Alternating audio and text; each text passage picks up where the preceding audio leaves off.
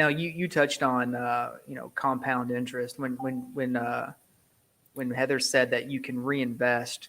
Basically, you're taking your original principal and whatever you earn on it, you're compounding it back, and then that becomes your new principal amount at which Mm-hmm. earns interest as well. And I consider that the eighth wonder of the world. I know. Compound interest, if you taken advantage of it's infinite returns. Yeah. It's And it really juices your yields. I mean, I ran a couple calculations for a client the other day because they were not sure. They just wanted to get their earnings paid out. I said, well, here, do the math.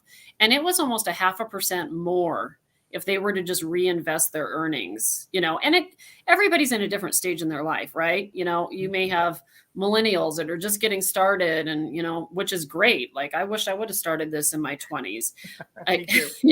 Like, where was this? How come nobody told me about this? But for that type of a client that doesn't need the cash flow, reinvesting your earnings and putting in growth mode is the only way to go, especially with IRAs, because those custodians are so fee heavy. You have monies going back and forth and they're charging you transaction fees. Yep. Or, I deal with a lot of people that are retired. They sold their practice or their business, or, they're looking to replace their income. Then they're obviously looking more on the cash flow side of things. And that's an option too. I mean, you can get on Fund 3, which is the Regulation A+ fund. Earnings are calculated every month and paid out. On the Accredited Investor Fund, that's on a quarterly basis, but either fund has the options to reinvest. So it really just depends. And the other really neat thing is you can change it. So maybe you set it up now and you don't need cash flow, but in a year or two, you want to plan for the future. You can always switch it. It's very easy to do. I mean, honestly, you need to think of it as, like putting your money into a fund, especially an open-ended one, is a retirement account. So it's the same thing. You want to build it in the early years. You want to build it up, and then you can use it as a distribution later down the road. I mean, these are the things that a lot of people don't get taught. We don't teach people how to use, and I'll use air quotes for it, alternative investing or alternative assets to subsidize their living, and it is fantastic. I mean, like I just left the Collective Genius, and I mean, I was telling someone, I forget who it was, but I was like, I might be the poorest person in that room. If I'm not, I'm definitely like top, one of the 3 poorest people in that room. And I love it because everyone there is utilizing real estate to make a difference in their lives and their communities. And it's not a secret. Everyone can do it. And funds are a fantastic way to diversify your risk and really get in the action. Well, and you're not hands-on. You're not dealing with tenants and toilets and rehabbing houses. I've done both. I'm just here to tell everybody it is not as glamorous as it looks on TV. I was like, what the heck? I thought this was supposed to be like Chip and Joanna. My husband and I almost got a divorce. We made great money, but I don't ever want to do it again.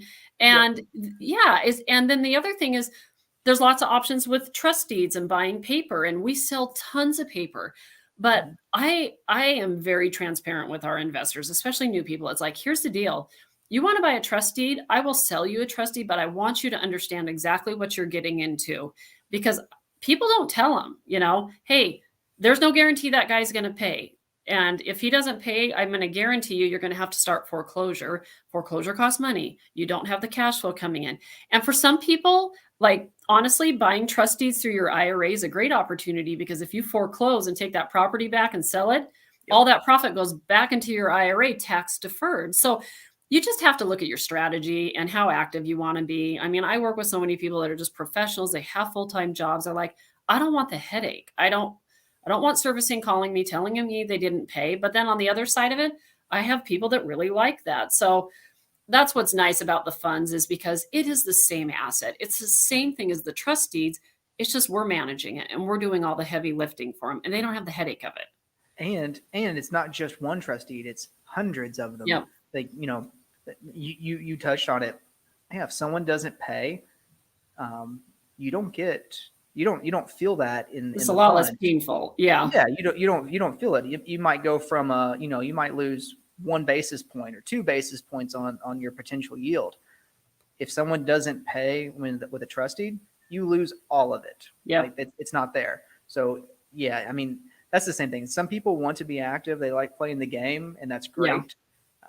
But a fund is a great way to sit back and, and let someone who you trust run the show and do it well and make you money. It's a great way to do that. Well, the other thing is you don't have undeployed capital either. Exactly. You're not getting it back, and then the worst time is in an investor's life is when they get paid back because they're like, oh my God, I got to find somewhere else to put this. And you and I have done deals together. It takes time. It may take a week or two that money's sitting there undeployed, where in a fund environment like your guys's and ours, that money's just constantly out there working, and you don't have that. So that's another big selling point with a lot of our clients is it's great that borrowers pay off, but then it's a big hassle when you got to find a new trust deed. Your money has to go back to your IRA custodian. Then we have to request it back. That could be a 3 week turnaround.